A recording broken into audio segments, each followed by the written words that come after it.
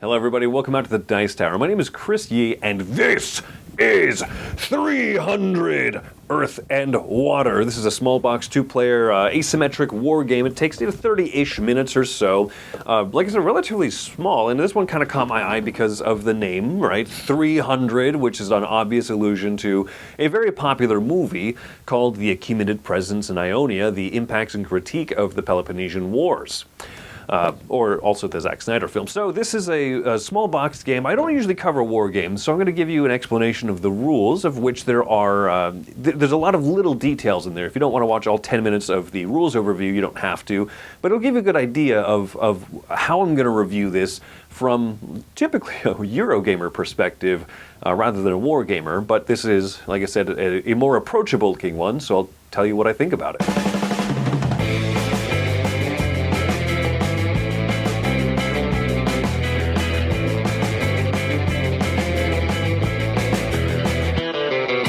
The setup for 300 Earth and Water. This is an asymmetric two-player war game where the blue player is controlling Persia, the red player is controlling Greece.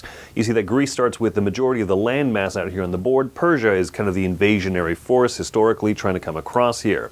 So the basic idea of the game is that players will first go through their income and purchasing phase, where the Persian player has 12 money units and the Greek player has 6. They'll purchase the different units, Persian player first, putting them out on the board, and then the Greek player will respond.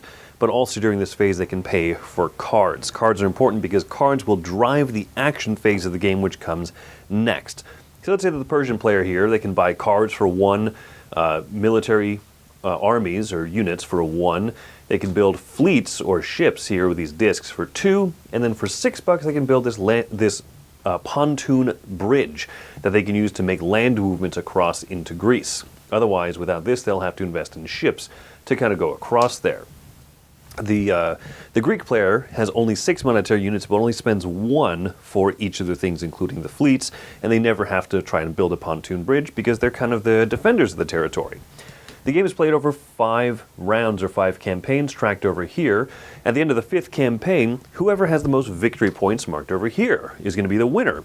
Whichever side at the end of each round or each campaign controls more territories is going to earn points for the total difference.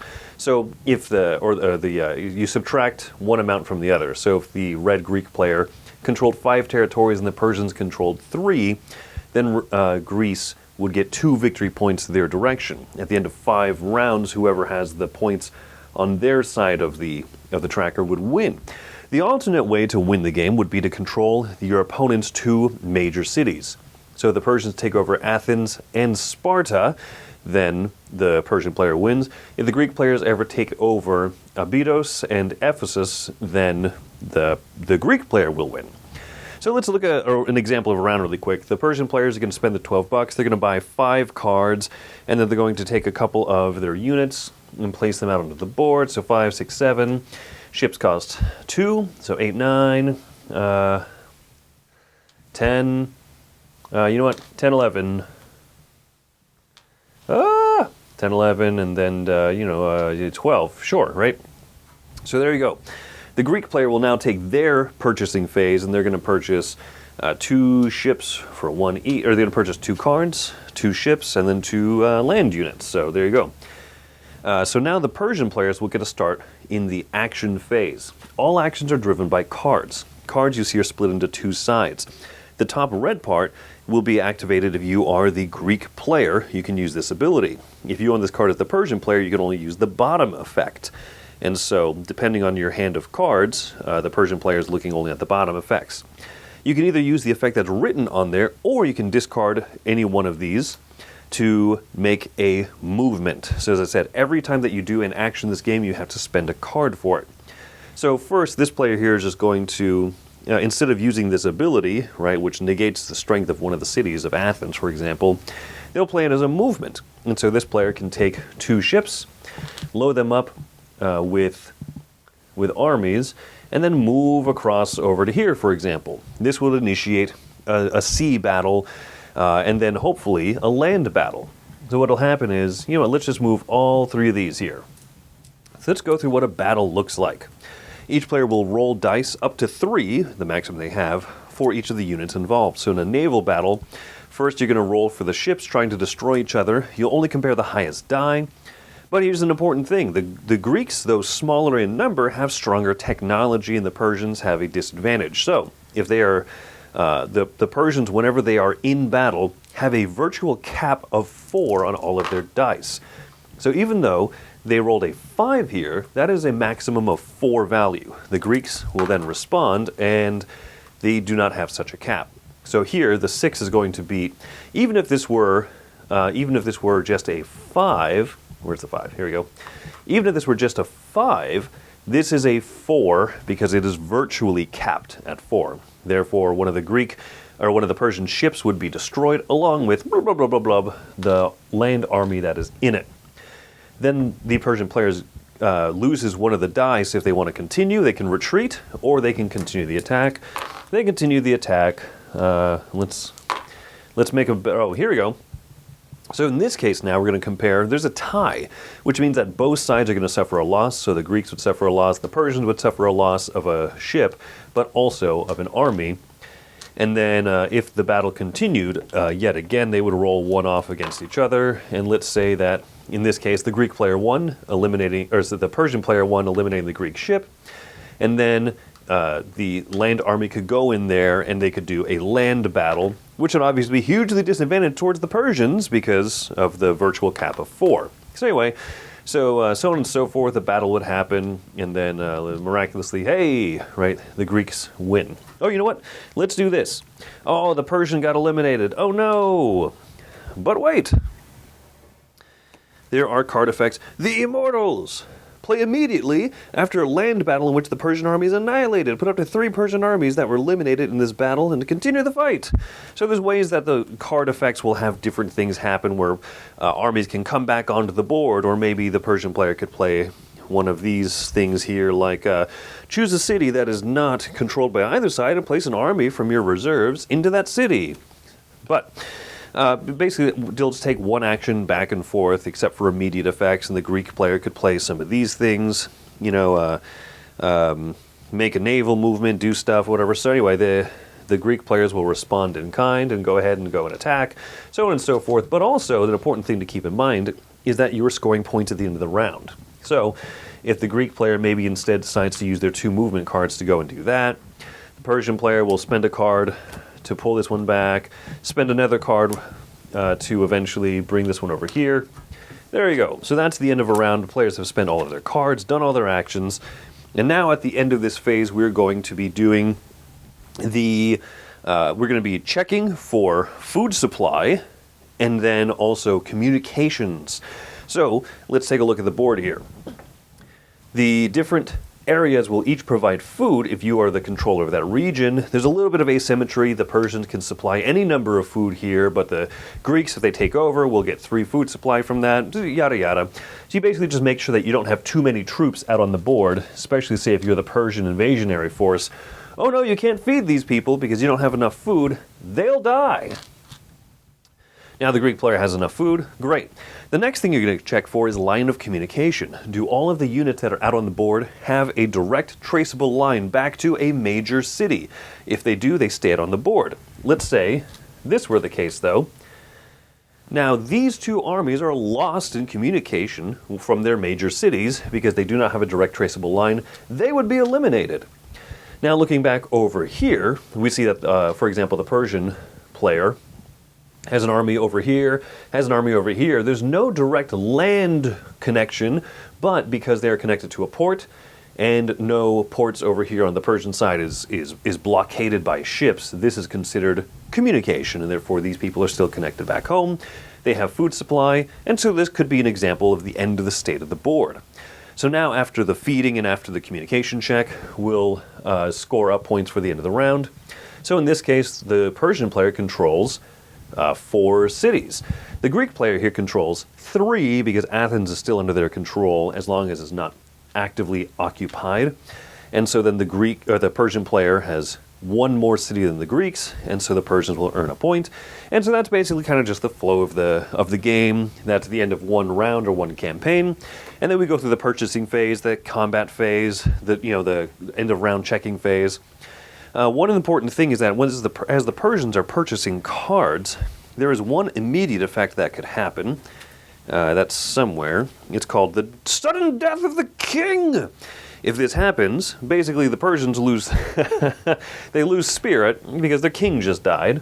You got a mark over here that Darius the First has died. Now Xerxes is in charge, and that'll end an entire round just immediately. You go to the next round, so that means that the 5 rounds of the game might be cut short to 4. That could happen again, and Xerxes would die. And so basically, that could cut the length of the game down, and so you're not really sure how long it's going to be. The Greek player has a couple of cards here that will use a leader. They are basically one-time special uses on these top areas here, and if they do that, the Greeks will have to cover up their leader with a cube.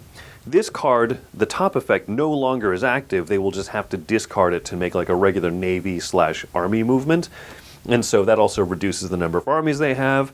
And then if you want to just take a look at the rulebook here, you'll see that also all of the cards have like a historical kind of reference as to what those incidents or those leaders were about.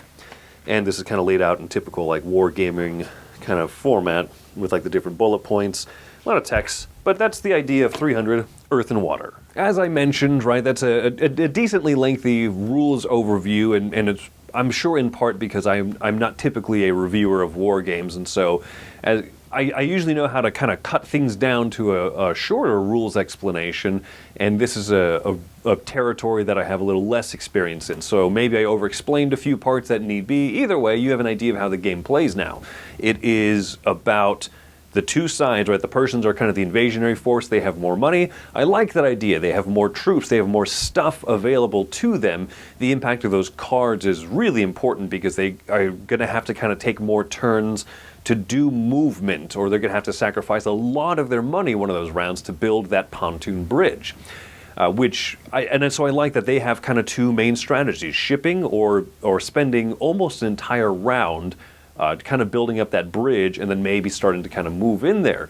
But they also have to defend their own home cities, because if that top city, Abydos, I'm not sure how it's pronounced, honestly, but if that city gets taken over, the pontoon bridge gets destroyed. That's really rough for that side.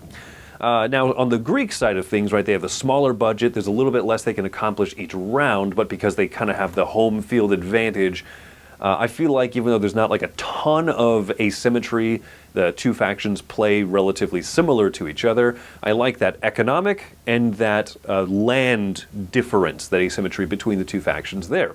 I found this game to be, decently approachable. It took me a minute to get through the rule book, especially because, not being a war gamer, I read through a lot of the rules, and it's very repetitive because it explains a lot of the same concepts, and it repeats ideas for both factions, for both sides, and that's because these rule books are written to be very thorough, easy to reference. If you want to look up a point for the Greek player, it's going to spell everything out. It's not going to have like a general concept area that you then have to apply to both sides. You know what I mean? It's just laid out a little bit differently than a lot of the rule books that I'm kind of used to. But I think this makes for a pretty decent like first little little foray into war games like this. I liked it. I like just the overall presentation. The look of it is really good. I like that it's driven by those cards. Those cards are a really fun mechanism where you have to spend some of your money on it. I'd rather buy troops, but if I don't buy cards, I can't do much. I like that they're multi-use, right? Because you either use them for general land or sea movement, or you use them for the effect that's written on there. And I like the idea that it's a small deck of cards that you will go through multiple times, and that when you have a card in your hand, the first time you play it, you're going to be focusing on your half of it, the Persian half, the blue player, if that's who you are, or the red side of it, the red half, if you're the Greek player. But as you start to familiarize yourself with this, you start to also remember, you kind of realize, oh, if I have this card, the other player does not have the bottom effect. So you start to kind of memorize and say, okay, I have these things here, they don't have those, these types of moves are going to be more favorable for me. Oh no, they might have a really good defense card because I haven't seen this one in a little bit. There's a there's a great reference, right, to the 300 Spartans, where the Greek player can play this 300 Spartans card, and their defense is just beefed up for one of the land battles, and it only happens every shuffle or so, especially if the Persian player doesn't get it, right, then they know, the Greek player can't play this really great defense card. But if they get it, it can really turn the tide. It's one of those things where if you've played Risk, you know that feeling where like one or two little troops kind of wipes out like 8 or 10, and you're like, oh no, how did this happen? Well, it kind of bakes some of those moments into the strategy. That being said, the game is still very swingy by the dice, especially if you're the Persian player. That virtual cap of 4 on your dice rolls is really, really bad. You can march into a battle 8 versus 2, and you will maybe lose, or maybe you will have a lot of your troops annihilated, because if on those 2 red dice the Greek player rolls a 5 or a 6, that will always beat the highest roll that you can have. Unless you have a particular strategy card that you drew that says, for this battle you could ignore that limit. There's a lot of interesting stuff going on. I wish that this were a little bit more streamlined. I wish that the cleanup phase, the feeding phase, and the lines of communication phase, I kind of wish that that was a little more simple, but I get that this is representative of history, and so that's something that these war games strive for. A lot of thematic integration into the mechanisms, which sometimes leads to mechanisms that aren't terribly intuitive to learn or teach or explain. But I like this game. It's not what I'm going to keep coming back to all the time, but if I have this available and someone I know kind of wants to take a first step into games like this, I might try this. Now, as a small aside, there's another fairly simple 2-player war game that came out not too long ago called Shores of Tripoli, and kind of comparing these two, I was surprised that Shores of Tripoli actually almost has a few less rules. It has a few less things like the upkeep phase and the feeding / lines of communication phase, and so I don't know, between either of these two, I think that they're pretty good first step little 2-player war games, and I appreciate that this one particularly plays pretty quick, especially if you draw that one card, the sudden death of the Persian king. That really speeds up the game, because if you thought that you had 3 rounds left to make a couple of moves, bam, you have 2 left. Does it feel random? Yes. But I think that also adds some nice tension, because you're never sure if you're going to have the full 5 rounds of the game or not. I'm going to give this game a 7.5 as my final rating. I like this. It's a little bit too luck dependent on the dice, but I really like the little card play. I think that is my favorite part about this game. A realm that I'm not typically into, but if you see this somewhere and you think that maybe this would be something you'd like to dive into, maybe you could. And if I keep playing this, maybe this game will rise in the rankings for me, because I think that there's something really clever going on with that little deck of cards. So I like this one. Very pleasantly surprised in 300 Earth and Water. My name is Chris Yee. Those are my thoughts. Thank you for coming by, and have yourselves a great day.